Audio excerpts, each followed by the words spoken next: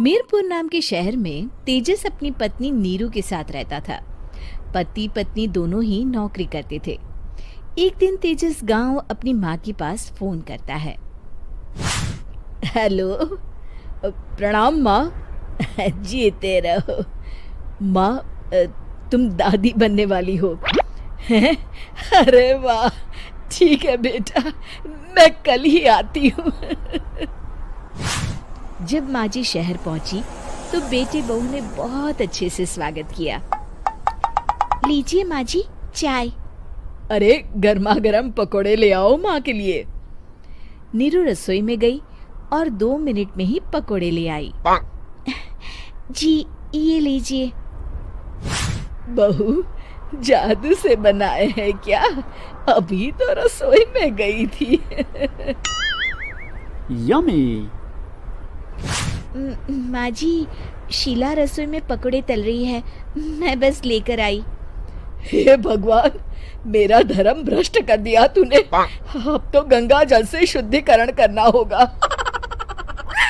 दूसरे दिन, माँ जी मैंने नाश्ता बना दिया है, ऑफिस जा रही हूँ। पर अभी तो घर का सारा काम पड़ा है। शीला आती ही होगी, झाड़ू पोछा बर्तन कपड़े वो सब कर लेगी। हमारे जमाने में घर का सारा काम हम ही करते थे। जी माँ जी, आप बहुत होशियार हैं, मैं घर ऑफिस दोनों नहीं संभाल पाती। तो जरूरत क्या है घर से बाहर जाकर चाकरी करने की? वैसे भी घर का काम खुद करने से घर में बरकत आती है, समझी? पर माँ जी। पर वर कुछ नहीं, इस महीने की पगार मिले फिर ऑफिस बंद। हाँ।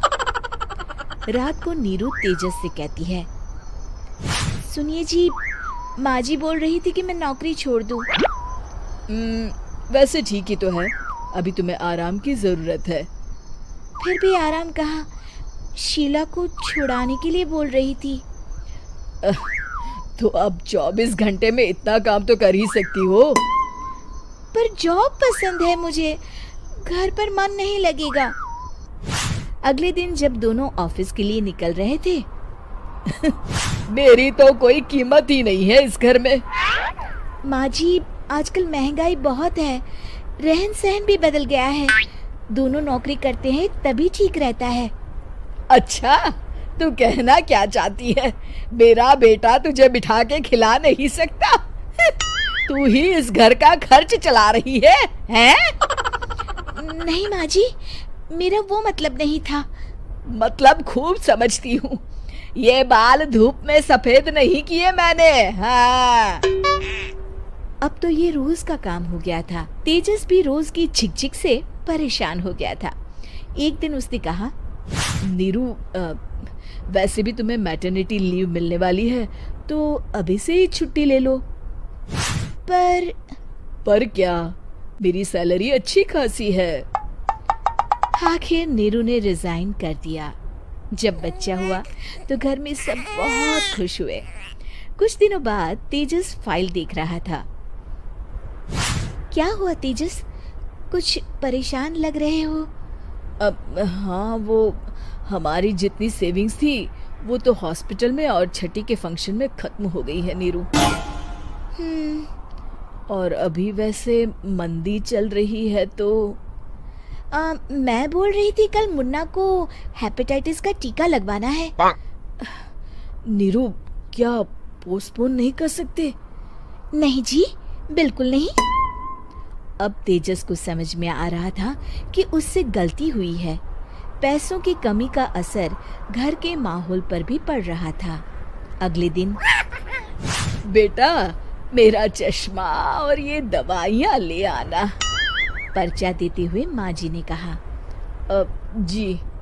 तेजस, मुन्ना के लिए दूध का डिब्बा और डायपर भी ले आना, और ये किराने के सामान की लिस्ट है, इसे भी लाना है।